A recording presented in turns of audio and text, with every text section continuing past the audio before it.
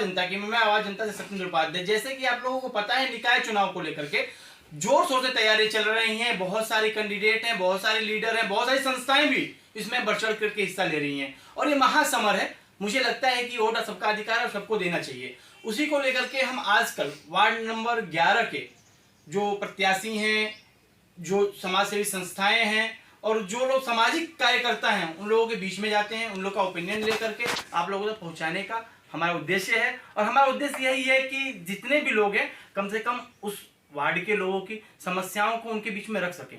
क्योंकि होता क्या है, चुनाव में जनता वोट देती है, वोट देने के बाद 5 साल तक वो ढूंढती रहती है। तो हमारे बीच में आज संजय त्यागी जी हैं, जो भारतीय जनता पार्टी के लीडर भी हैं और पहले पदाधिकारी भी रहे, कार्यालय प्रमुख रहे। तो इनसे जानने की कोशिश करेंगे, क्योंकि ये भी वार्ड 11 में ही होते हैं और वार्ड 11 की क्या है स्थिति, उनसे जानने। आपका स्वागत है। देखिए, पहले तो मैं ये स्पष्ट कर दूं,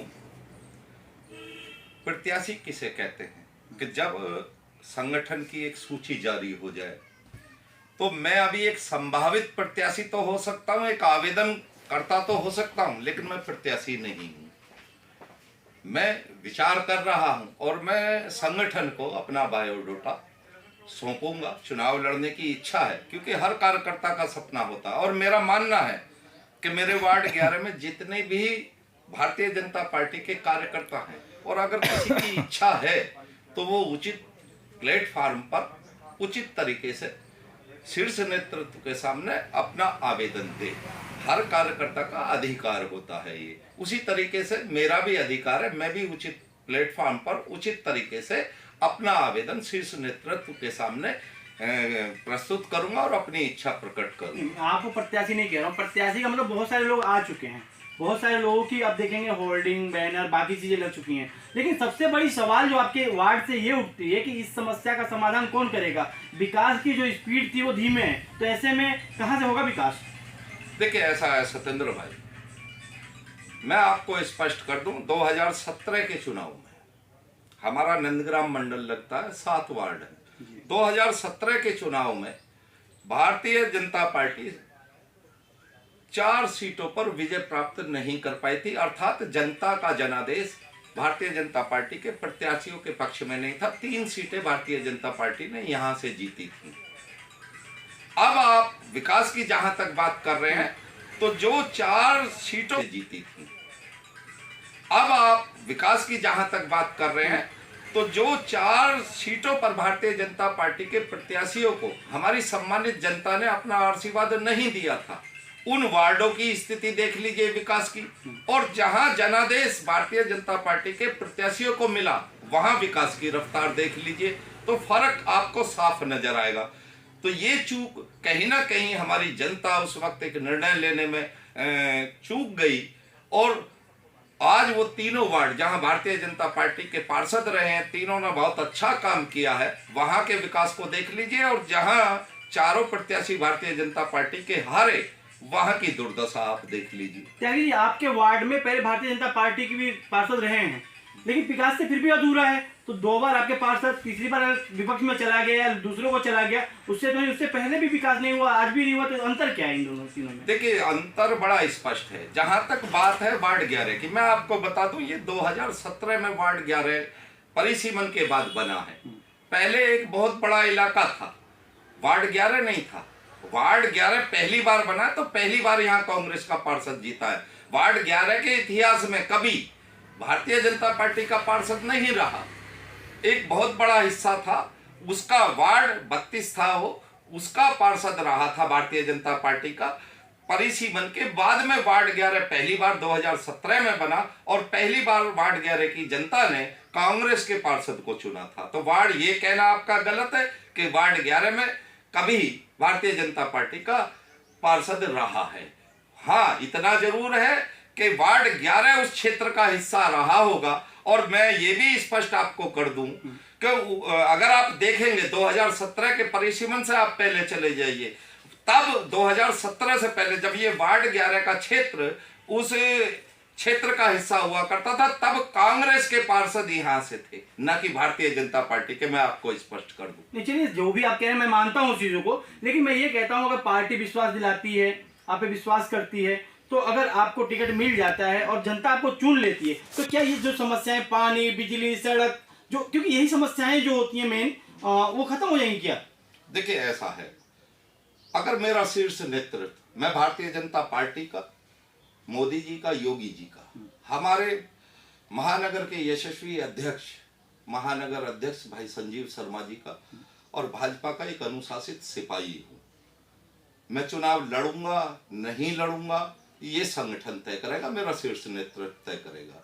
और अगर शीर्ष नेतृत्व ये तय करता है कि मुझे चुनावी किया हो, किसी गरीब का शोषण किया हो, किसी तरह के गलत एक्टिविटी में लिप्त रहा हूं सामाजिक रूप से, तो क्षेत्र की जनता बिल्कुल मेरा बहिष्कार करे। और अगर क्षेत्र मैंने किसी का बुरा भी किया हो, वो व्यक्ति भी मेरा अच्छा, ये अभी आप जो नाम गिना रहे थे, कुछ मुझे लगा पीछे भी मैं अभी कवरेज कर रहा था, तो लोगों ने एलएमसी की बातें बार बार दोहरा रहे हैं। तो ऐसे में उन लोगों का सपोर्ट किसको होगा? क्योंकि तो माफिया है, धनबल है, उन पे सब कुछ है, तो उससे कैसे निजात मिलेगा यहाँ के लोगों को? देखिए, हमारे देश के अंदर, आपके सवाल का बड़ा उचित जवाब है, हमारे देश के अंदर धन बल का राज नहीं है।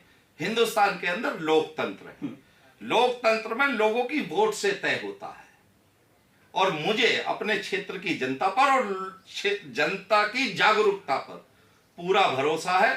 अगर संगठन का आदेश हुआ तो ऐसे व्यक्तियों को, ऐसे बाहुबलियों को, ऐसे धनबलियों को अपने क्षेत्र की जनता के आशीर्वाद से, अपने संगठन के एक एक कार्यकर्ता की ताकत से और बड़े बुजुर्गों के आशीर्वाद से, जहां से वो आएंगे, उनका क्षेत्र नहीं है, उनका वार्ड नहीं है ये, वो बाहरी कहलाए जाएंगे। मैं स्थानीय निवासी हूं अपने वार्ड का। ऐसे लोग आएंगे तो उन्हें सहसम्मान एक भारी अंतर से हराने का काम हम करेंगे, अपने सभी कार्यकर्ताओं के दम पर, अपने संगठन के दम पर, अपने सभी बुजुर्गों के आशीर्वाद से, और अपना जो सेवा कार्य किया है उस पर मुझे पूर्ण विश्वास है, अपने कार्यकर्ताओं पे, अपने संगठन पर मुझे पूर्ण विश्वास है। जो टिकट से अपने रूठेंगे, बड़ी थोड़ा सा सवाल कड़ा है, लेकिन इसका जवाब भी मैं जरूर चाहूंगा कि आप बड़ी सफाई से देते हैं और देंगे। जो अपने रूठेंगे, क्योंकि टिकट की दावेदारी तो बहुत सारे लोगों की भाजपा में, तो जो लोग रूठेंगे उनको कैसे मनाया जाएगा सर, ये तो बता दीजिए। देखिए मेरी बात सुनिए, भारतीय जनता पार्टी का जो भी समर्पित कार्यकर्ता है वो क्षणिक नाराज हो सकता है, बिल्कुल सही बात है, लेकिन मैं हमेशा कहता हूं, मैंने अभी भी कहा, आपके इसी इंटरव्यू में भी कहा कि भारतीय जनता पार्टी के हर कार्यकर्ता का अधिकार है टिकट मांगना, उचित प्लेटफॉर्म पर उचित तरीके से वो अपने शीर्ष नेतृत्व को, महानगर के शीर्ष नेतृत्व को अपनी बात रखे, अपना आवेदन दे कि भारतीय जनता पार्टी के हर कार्यकर्ता का अधिकार है टिकट मांगना, उचित प्लेटफॉर्म पर उचित तरीके से वो अपने शीर्ष नेतृत्व को, महानगर के शीर्ष नेतृत्व को अपनी बात रखे, अपना आवेदन दे। हमारे यहाँ सपा बसपा की तरह व्यवस्था नहीं है सत्येंद्र जी, मैं क्लियर कर दूं।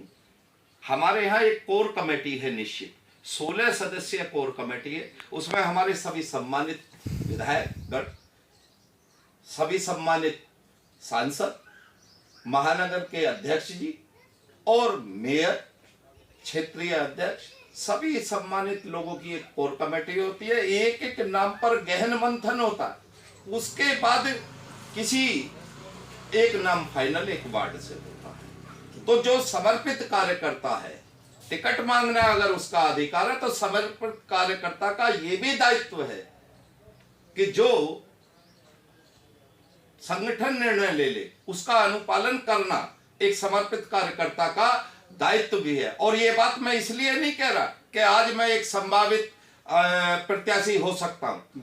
वर्ष 2017 में मैंने आवेदन किया था टिकट के लिए, और हमारे साथ हमारे कुछ साथी कार्यकर्ताओं ने भी आवेदन किया था। आप 2017 का ट्रैक रिकॉर्ड उठाइए, मुझे निराशा नहीं हुई। जिस वार्ड से मैं टिकट मांग रहा था वहां से टिकट संगठन ने दूसरे को दिया, मैंने संगठन का आदेश सर्वोपरि अपने सिर माथे लिया। उस प्रत्याशी को, उस वार्ड के प्रत्याशी को ही चुनाव नहीं लड़ाया, आसपास के 4 अन्य वार्डों में भी चुनाव लड़ाया। और ये मेरा सौभाग्य रहा कि उन 5 वार्डों में भाजपा के प्रत्याशी जीते थे, और मैंने बागी होकर के, ना मैं निर्दलीय चुनाव लड़ा, ना मैं किसी दूसरे दल से चुनाव लड़ा, ना मैं दल से नाराज होकर के, हताश होकर के अपने घर में बैठा। और विश्वास है मुझे अपने संगठन पर और अपनी द्वारा की गई जनता की सेवा के कारण क्षेत्र की जनता पर भी भरोसा है और अपने शीर्ष नेतृत्व पर भी भरोसा है। और मैं ऑन रिकॉर्ड आपके कैमरे पर कह रहा हूं कि अगर संगठन का आदेश नहीं हुआ, जैसा आपने कहा ना कि आपने जो कोरोना काल में किया, क्या हम उसी संजय त्यागी को अगले 5 साल देखेंगे?